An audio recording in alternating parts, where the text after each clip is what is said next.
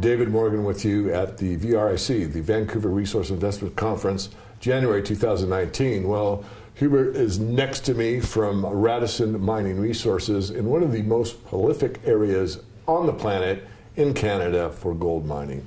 Tell us about yourself and corporate development, and quickly take us to Radisson and what you're doing. Well, I was born and raised in the Cadillac mining camp in Rouyn-Noranda.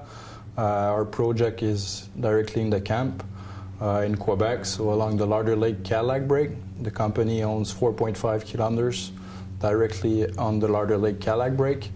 We're surrounded by best-in-class operators such as Agnico Eagle and IAMGOLD. There's currently 3 mines in operation within 15 kilometers of our project.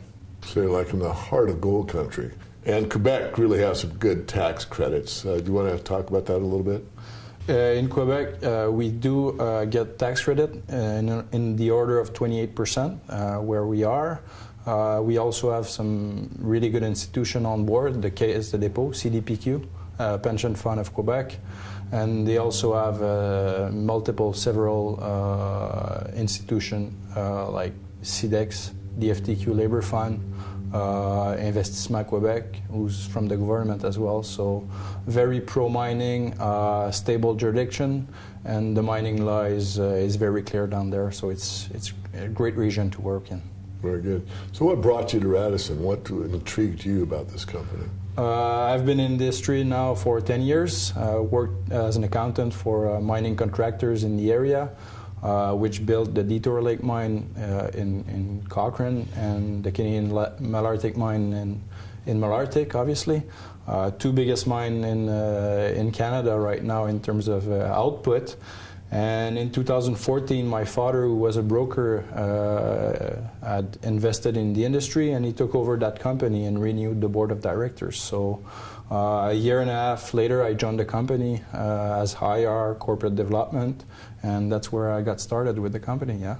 Well, it all comes down to me, and grade seems to be king. I mean, I've always believed that, and we've had projects that economically look really good, and we, write them up or produce reports on them and that kind of thing. But, it's really hard to overcome the old adage, grade is king. So why don't you tell us a little bit about the grades in your project? That's my motto. That's what I believe in as well. Grade is king.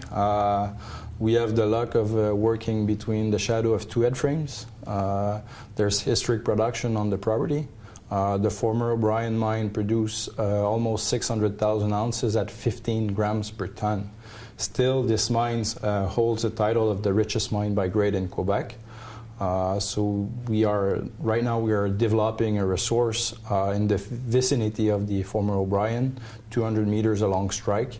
And we've had very good success in the last 2 years expanding the resource through drilling. And as we know, and most of our viewers, but just to emphasize a little bit, there's a difference between a resource and what's inferred. What do you have as a resource right now? Right now, resources indicated and inferred. It depends on the drill spacing.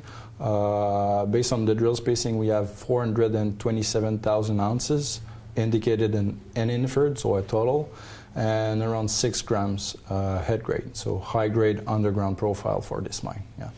So what's your project going to do going forward over the next year? What kind of cash do you have in the treasury, and what's your plan for, let's say, next 6 months or so? So right now we have $1.5 million in the bank. We've got support from Quebec, from Europe as well. Even in the US Global Funds owns 7% ownership in the company.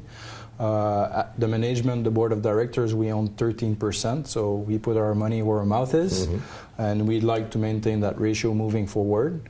We're going to come up shortly in the next 3 months with some drill results, so there's going to be a good news flow ahead. And more importantly, based on these drill results and a new study that we're currently doing, structural geology, we're coming up with a new interpretation for a deposit. This is a catalyst, a very interesting catalyst moving forward for us. It's going to open up the property for its exploration potential and generate several targets for resource expansion as well. We hope to build on this interpretation in the next 6 months to get potentially a strategic shareholder involved so we can establish a drilling program and validate this model. What kind of an exit strategy have you planned? Currently, there are three operating mines within 15 kilometers of the project. There are 5 mills which are in need of feed within 75 kilometers of the project. So our goal through 2020 is to move underground with an underground exploration program, do a bulk sample, validate the continuity, and validate the grade, the high grading, possible high grading there is on the property. And the exit strategy obviously would be to merge with one of those producers around, or even producers outside the camp who want to build on a brand new deposit. Very good. Well, we've covered the who, what, when, where, and why. It looks like you got enough money to continue forward. You've got great results. You have some news that is pretty fresh. What's the latest on your news releases? Yeah, we came up with some very interesting drill results. The latest one published was 37 grams over 12.8 meters. We punched a hole 40 meters in western lateral extension and came up with 5.9 grams over 15.3 meters. We want to keep pounding the market with those drill results and get the interest from people all over the place. Again, we put our money where our mouth is, strong ownership in the company, and we're going to continue moving forward. Yeah. And I just want to emphasize, I mean, you're looking at over 30 grams a ton. You're looking at basically an ounce per ton, which is kind of unheard of these days, especially what do you say, was it 18 meters or 12 meters? 12 meters. Yeah, that's a pretty good width. It's one hole. I mean, I'm not saying there's a ton more, but it's a nice indication you got some high grade there. Definitely. The interpretation we're working on right now is basically tracking those enrichment chimney there are on that property. Yeah. If you look at the production in the former O'Brien, 90% of the production came from 3 veins, either coming together or doing some S-shapes where the zones are thickening. We've now hit that zone in a portion of the resource, and with the new model, it's opening up the property to basically chase those enrichment chimneys that are present in different lithologies around this former O'Brien mine. So it's quite exciting. And correct me if I'm wrong, but I think the O'Brien was not only the richest mine in the district, but it also produced something like over 500 million ounces at some phenomenally high grade. The grade was phenomenal, half ounce a ton, 15 grams per ton. So, great. Well, I think we've covered everything that would perk an investor's interest to look deeper into the company. Is there anything we haven't talked about that you want our viewers to know? Well, again, I'm going to put the emphasis on the fact that we own strong ownership in the project. So moving forward, we want to maintain that ownership. We put our money where our mouth is, and we're coming out to the market with a brand new interpretation of the deposit. We feel that the grade in the next resource estimate should increase. It's quite exciting to work down there. Very although good. It's freezing right now. Yeah.